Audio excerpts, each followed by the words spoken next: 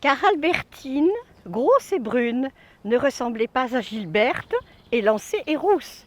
Mais pourtant, elles avaient la même étoffe de santé et dans les mêmes joues sensuelles, toutes les deux, un regard dont on saisissait difficilement la signification.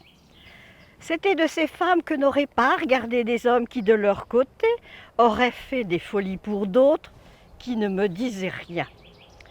Je pouvais presque croire que la personnalité sensuelle et volontaire de Gilberte avait émigré dans le corps d'Albertine, un peu différent, il est vrai, mais présentant maintenant que j'y réfléchissais après coup, des analogies profondes.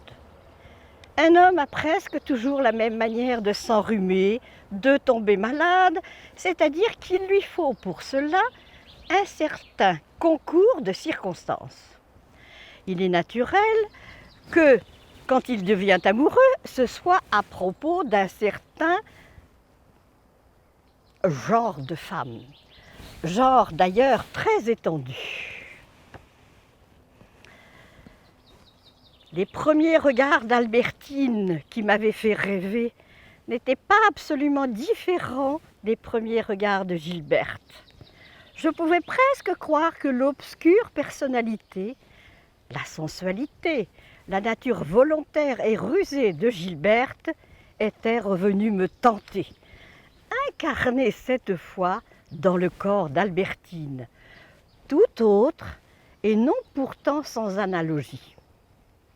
Pour Albertine, grâce à une vie toute différente, ensemble, et où n'avait pu se glisser dans un bloc de pensée où une douloureuse préoccupation maintenait une cohésion permanente, aucune fissure de distraction et d'oubli, son corps vivant n'avait point, comme celui de Gilberte, cessé un jour d'être celui où je trouvais ce que je reconnaissais après coup être pour moi, et qui n'eût pas été pour d'autres, les attraits féminins.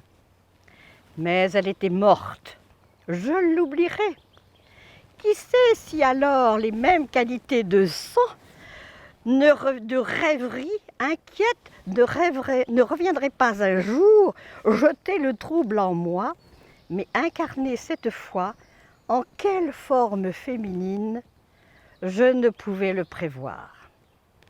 À l'aide de Gilberte, j'aurais pu aussi peu me figurer Albertine et que je l'aimerais.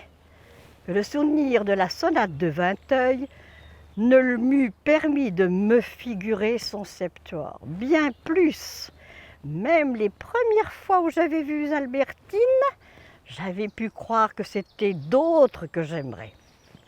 D'ailleurs, elle eût pu me paraître, si je l'avais connue une année plus tôt, aussi terne qu'un ciel gris où l'aurore n'est pas levée. Si j'avais changé à son égard, elle-même avait changé aussi. Et la jeune fille qui était venue vers mon lit le jour où j'avais écrit à mademoiselle de Stermaria n'était plus la même que j'avais connue à Balbec. Soit simple explosion de la femme qui apparaît au moment de la puberté, soit par suite de circonstances que je n'ai jamais pu connaître. En tout cas, même si celle que j'aimerais un jour devait, dans une certaine mesure, lui ressembler, c'est-à-dire si mon choix d'une femme n'était pas entièrement libre, cela faisait tout de même que dirigé d'une façon peut-être nécessaire, il l'était sur quelque chose de plus vaste qu'un individu, sur un genre de femme, et cela ôtait toute nécessité à mon amour pour Albertine. La femme dont nous avons le visage devant nous, plus constamment que la lumière elle-même, puisque même les yeux fermés, nous ne cessons pas un instant de chérir ses beaux yeux, son beau nez, d'arranger tous les moyens pour les revoir. Cette femme unique, nous savons bien que c'eût été une autre qui l'eût été pour nous, si nous avions été dans une autre ville que celle où nous l'avons rencontrée, si nous nous étions promenés dans d'autres quartiers, si nous avions fréquenté un autre salon. Unique, croyons-nous, Elle est innombrable et pourtant elle est compacte, indestructible devant nos yeux qui l'aiment, irremplaçable pendant très longtemps par une autre. C'est que cette femme n'a fait que susciter par des sortes d'appels magiques 1000 éléments de tendresse existant en nous à l'état fragmentaire et qu'elle a assemblés, unis, effaçant toute lacune entre eux.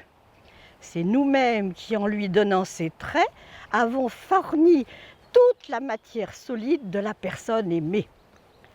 De là vient que, même si nous ne sommes qu'un entre 1000 pour elle, et peut-être le dernier de tous, pour nous, elle est la seule vers qui tend toute notre vie.